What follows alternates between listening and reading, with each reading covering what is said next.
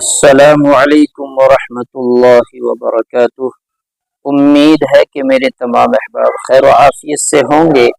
میرے عزیزوں، پیارے بھائیوں، بزرگوں، اس وقت میں ماحول کی خرابی، ہماری تربیت کا اثر نہ ہونا، ماں باپ کو خون کے آنسو رلا رہا ہے۔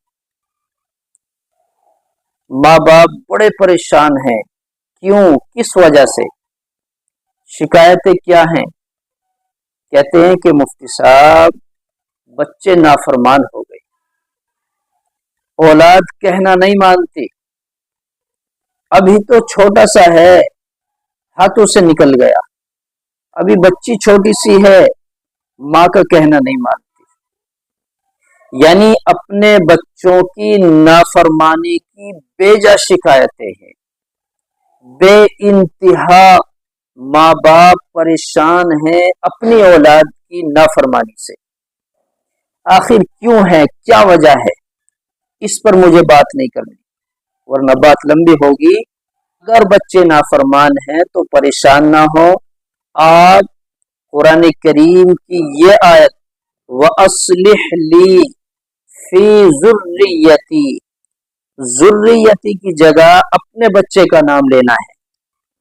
جیسے کہ آپ کے بچے کا نام ہے عبداللہ، تو آپ کو پڑھنا ہے وَأَصْلِحْ لِي فِي عَبْدِ اللَّهِ إِنِّي تُبْتُ إِلَيْكَ وَإِنِّي مِنَ الْمُسْلِمِينَ۔ یہ آیت کریمہ پڑھیں اور بچے کا نام اس آیت میں ضرور لیں۔ اگر آپ کے دو بچے ہیں تو دونوں کا نام لیں، ایک بچہ ہے تو ایک کا نام لیں۔ یہ جو بھی بچے نافرمان ہیں سب کے نام لیں اور اس کو پڑھ کر اللہ سے دعا کر لیں، اس کو پڑھ کر مٹھائی پہ دم کر کے کھلا دیں، اس کو پڑھ کر پانی پہ پھونک مار کر پلا دیں، اس کو پڑھیں اور کھانے پینے میں ملا دیں اور بچوں کو کھلائیں، اس کو پڑھیں، اللہ سے دعا کریں۔